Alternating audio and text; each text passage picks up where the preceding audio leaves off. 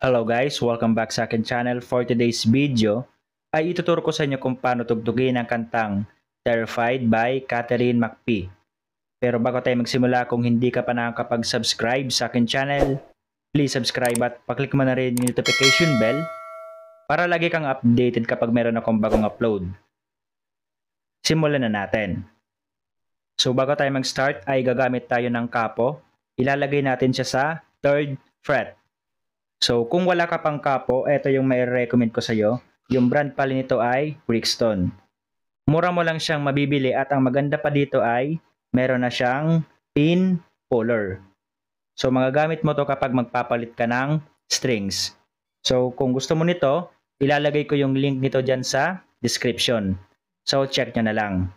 So, para sa verse, ang mga chords na gagamitin natin dito ay C, G, A minor, at F. So, yung easy version ng F ay ganito.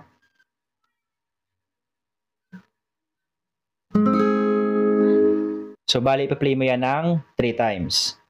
Sa strumming pattern naman, ganito. Down, down, up, up, down, down. Lagyan natin ng chords para mas magets nyo pa yung strumming. Kapag C, dalawang down. Down, down.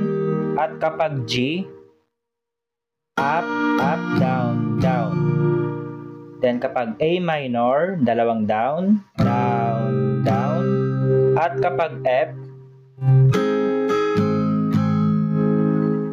so ulitin nyo lang yung strumming pattern na yan hanggang matapos yung verse 1.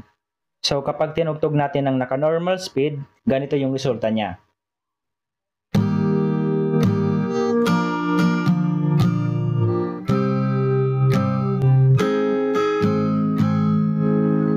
Nakuha na ba? Kung okay na ay play na natin yung verse 1. God's love is the greatest time in the world.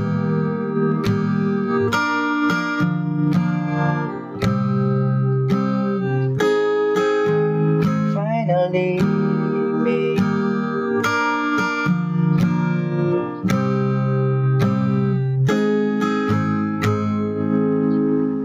So after ng verse ay proceed na tayo ng chorus. So yung chords dito ay yung C, G, A minor at F. Bali ipi-play natin siya ng 5 times.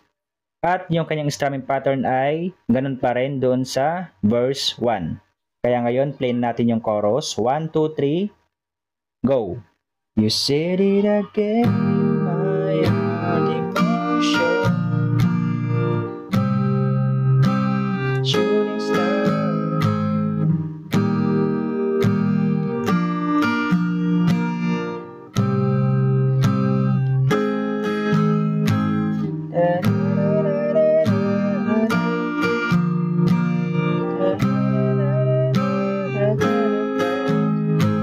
First time.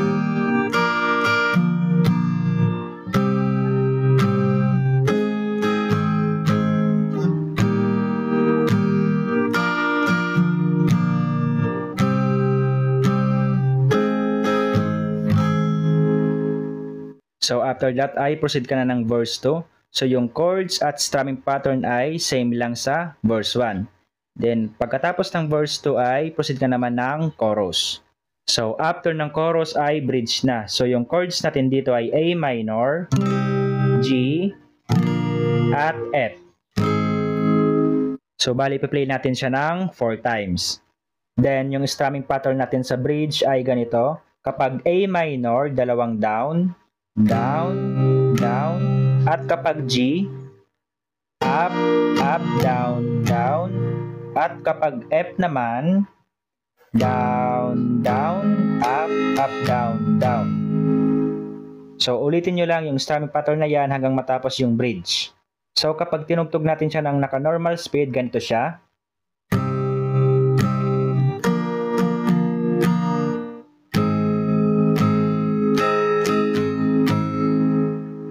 Nakuha na ba? Kung okay na, i-play na natin yung bridge. 1, 2, 3, go! I always say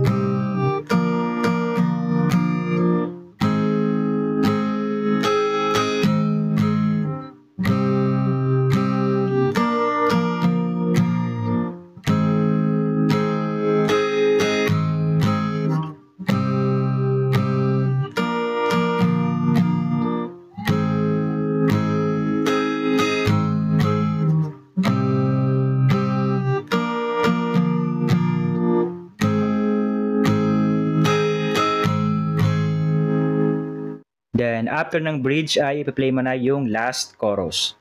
So ganun lang tugtugin ang kantang Terrified, kaya kung nagustuhan mo, please like and share this video. Maraming salamat po sa panonood and enjoy!